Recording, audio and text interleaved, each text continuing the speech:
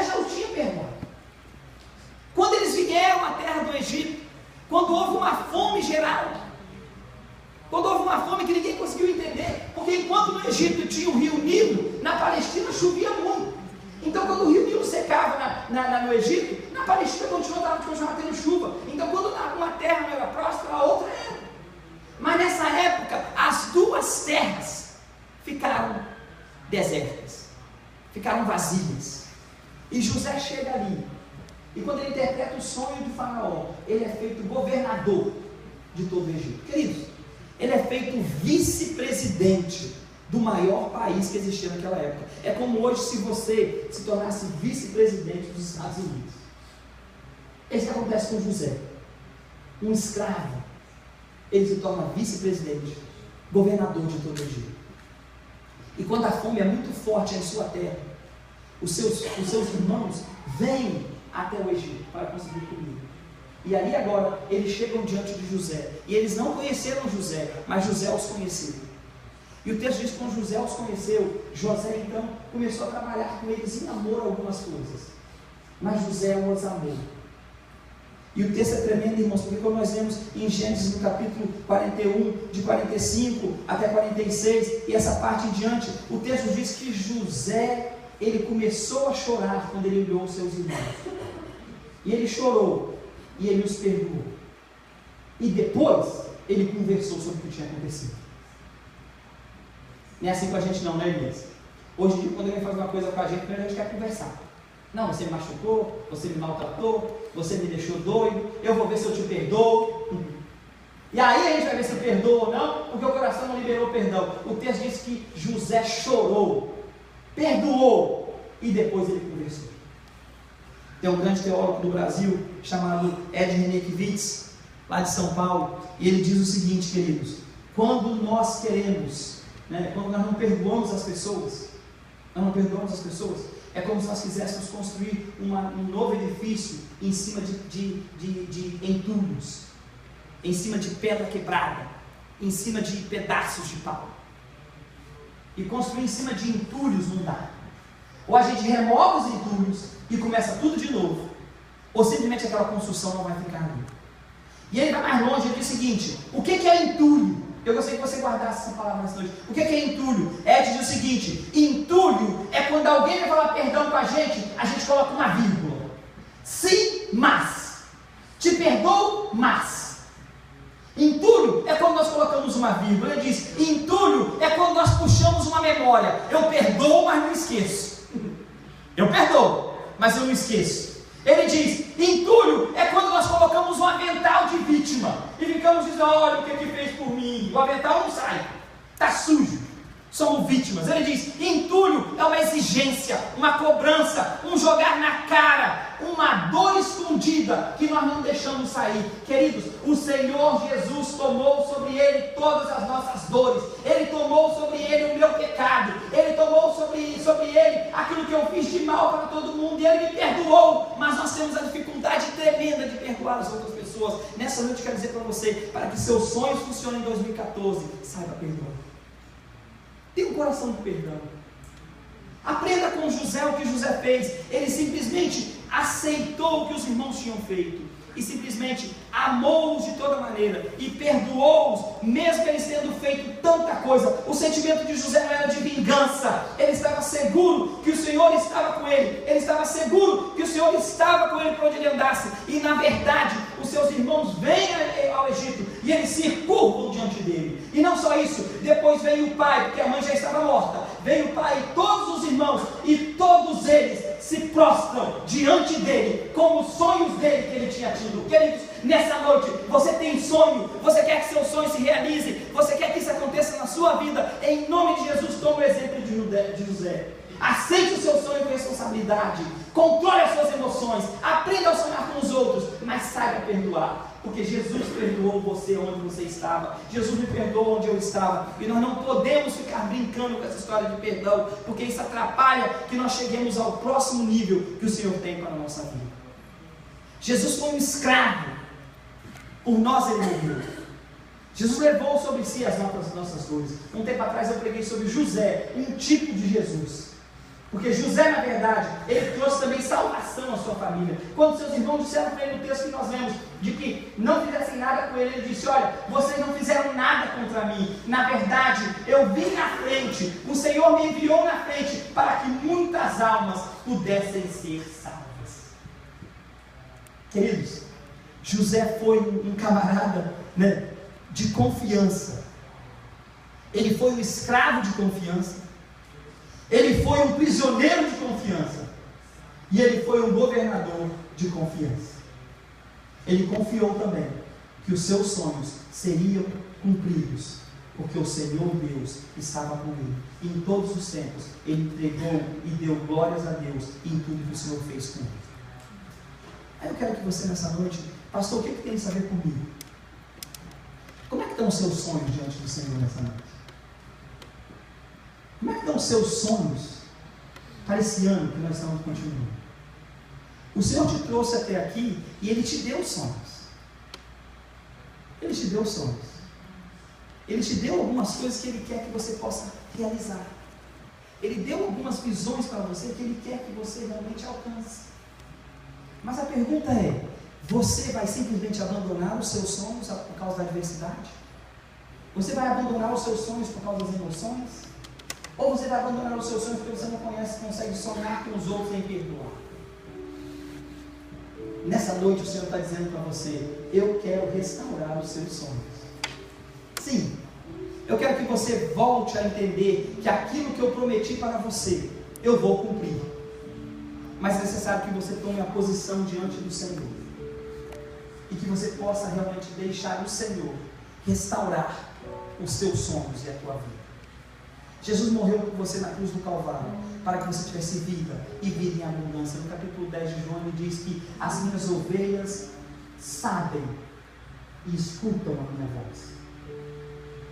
As pessoas que estão ao teu redor, querido, nessa noite, as pessoas que não conseguem sonhar com você nessa noite, teu pai, tua mãe, teu patrão, tua esposa, teus filhos, todos eles estão escrevendo algo na sua história. Mas eu quero dizer uma coisa para você, é o seguinte: eles podem escrever na sua história, mas a história maior, a tua história maior, quem escreve, quem põe o ponto final é Jesus de Nazaré. E nessa noite Ele falou para você: eu prometi, eu vou cumprir. É necessário que você receba aquilo que o Senhor está falando para a sua vida, na sua vida nessa noite. Abaixe sua cabeça. Abaixe sua cabeça.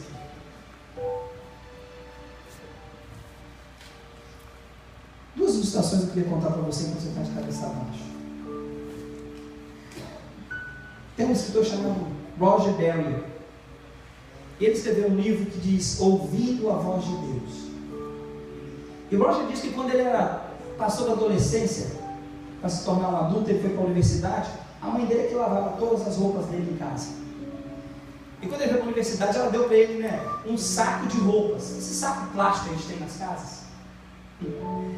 E falou: olha, quando você for lavar a roupa, vai colocando todas as roupas aqui dentro, fica mais fácil para você levar para a lavanderia.